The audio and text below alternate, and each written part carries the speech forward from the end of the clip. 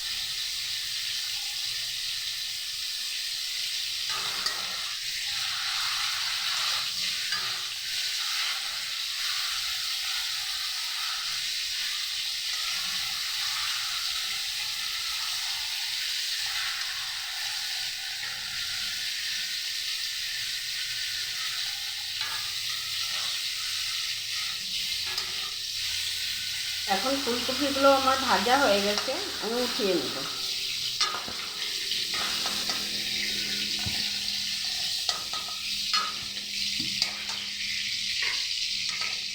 আবার সামান্য তেল দিয়ে দিব কড়াইতে।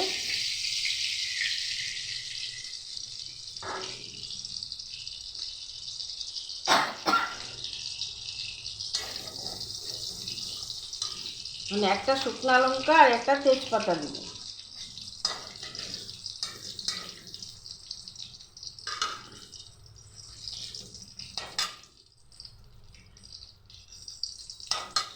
আর জিরে ফোড়ন দিয়ে দিব।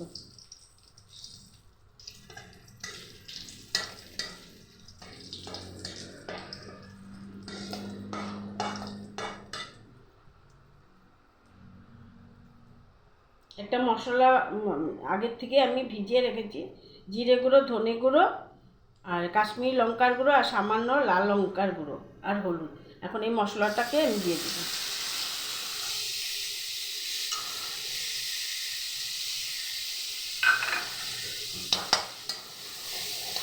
দিয়ে ভালো করে এটার সাথে ভেজে নিই।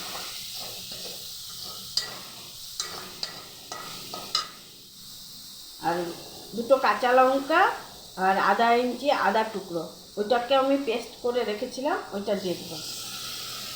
আদা আর কাঁচা লঙ্কা ওটাকে আমি এমনি অল্প একটু পেস্ট করে নিয়েছিলাম, এখন ওইটা দিয়ে। এখন মশলাটাকে আমি ভালো করে ভেজে নেব। লবণ দিয়ে দেবো স্বাদ মতো, হলুদ গুঁড়ো দিয়ে দিব। দিয়ে এখন আমি মশলাটাকে ভালো করে ভেজে নেব যতক্ষণ না তো তেলটা ছেড়ে দিচ্ছে।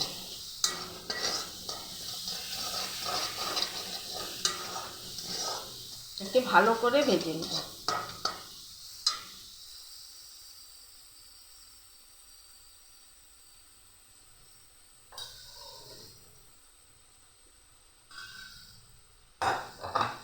মশলার বাটিটা ধুয়ে আমি সামান্য জল দিয়ে মশলাটাকে কষিয়ে নেব।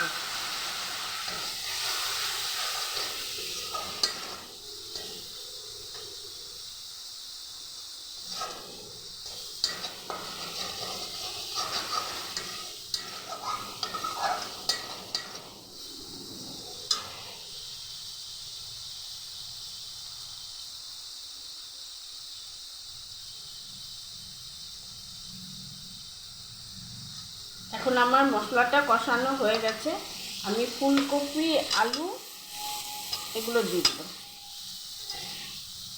এগুলোকেও মশলার সাথে মিশে নেব। মিশিয়ে নেব। কটা টমেটো দিয়ে দিব।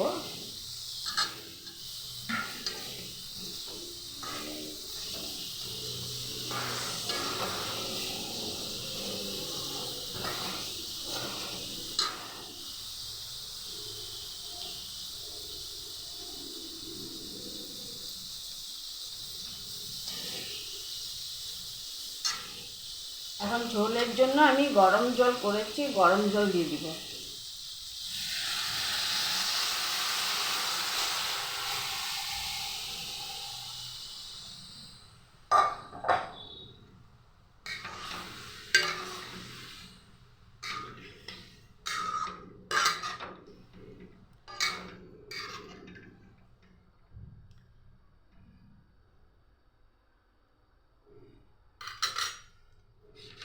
মাছের বড়িগুলো যেগুলো ভেজে রেখেছিলাম আমি বড়িগুলোকে দিয়ে দেবো।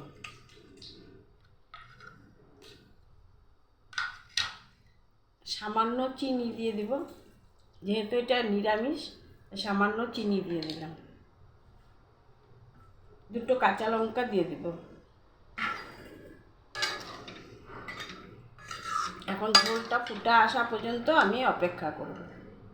ঝোলটা ফুটে আসলে তারপরে আমি নামিয়ে নেব এটাকে।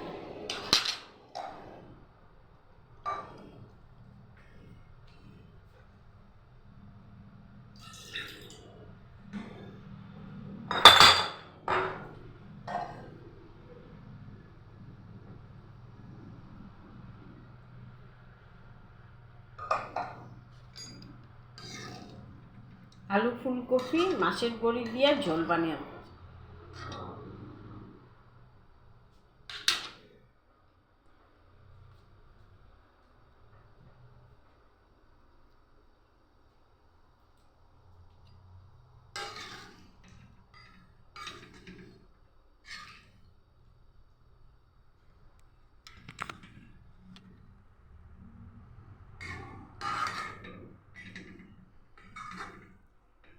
এখন এটা ফুটে আসলে আমি নামিয়ে নেব।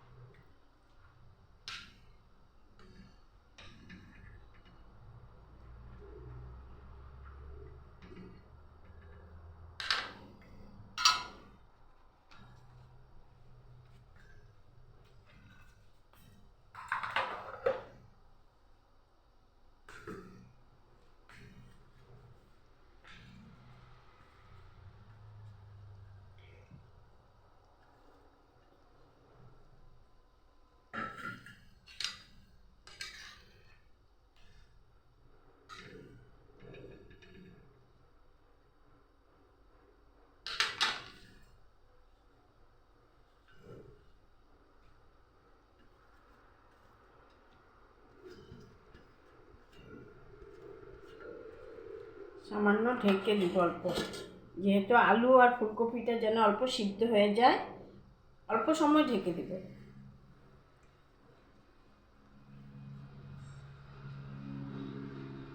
নীলুর রান্নাঘর যদি সবার ভালো লেগে থাকে তাহলে লাইক কমেন্ট শেয়ার করে দেবেন, আর পেজটাকে ফলো করে দেবেন। আর ইউটিউব থেকে দেখে থাকলে পেজটাকে সাবস্ক্রাইব করে দেবেন। লাইক